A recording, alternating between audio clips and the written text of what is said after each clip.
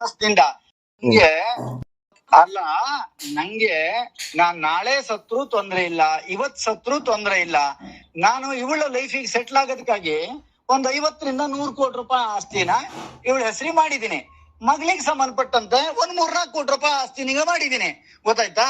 ಅದನ್ನ ಬಿಟ್ಟು ನಾನ್ ನಾಳೆ ಸತ್ರು, ಈಗ ಸತ್ರು, ಈ ಕ್ಷಣಕ್ ಸತ್ರು ನಾನು ಏನು ತೊಂದ್ರೆ ಇಲ್ಲ. ಯಾಕೆಂದ್ರೆ ನಂಗೊಂದು ನಿಷ್ಕಲ್ಮಶವಾದ ನಿಷ್ಕಪಟವಾದಂತ ಮನಸ್ಸಿನಿಂದ ನೀ ಹೇಳ್ದಲ್ಲ ಏನೇನೋ ಮಾಡ್ಯಾಳೆ. ಇಂಥದ್ 1000 ಜನ ಬಂದು ನನ್ನ ಎದುರಿಗೆ ಹೇಳಿದ್ರು ಕೂಡ ನಾನು ಮರೆಯೋ ಪ್ರಶ್ನೆಗಳು ಇಲ್ಲ. ಅವಳನ್ನ ಮರೆಯಲ್ಲ, ನಂಗೆ ಬೇಕಾಗಿ ಇಲ್ಲ.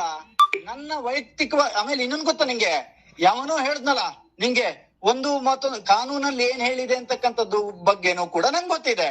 ಆದ್ರೆ ಅವಳ ಲೈಫು ಸೆಟ್ಲು, ಮಗಳ ಲೈಫು ಸೆಟ್ಲು, ನನ್ನ ಲೈಫ್ ತಾನೆ ಎಂಡ್ ಆಗತ್ತೆ. ಹೋಗ್ಬಿಡ್ಲಿ, ಏನ್ ತೊಂದ್ರೆ ಇಲ್ಲ. ಏನೇ ಮಾತಾಡೋದಿದ್ರು ಸಹಿತ ನನ್ನ ಹತ್ರ ಮಾತಾಡ್ಬೇಕು ಬಿಟ್ರೆ ಅವಳಿಗೆ ನೀನು ಮತ್ತೊಂದು ಮರದೊಂದು ಇತ್ಯಾದಿಗಳೆಲ್ಲ ಹೇಳಂತ ಅವಶ್ಯಕತೆಗಳೇನಿದೆ? ಅವಳನ್ನ ನಾನು ಮದುವೆ ಮಾಡ್ಕೊಂಡ್ ಬಂದಿರೋದು.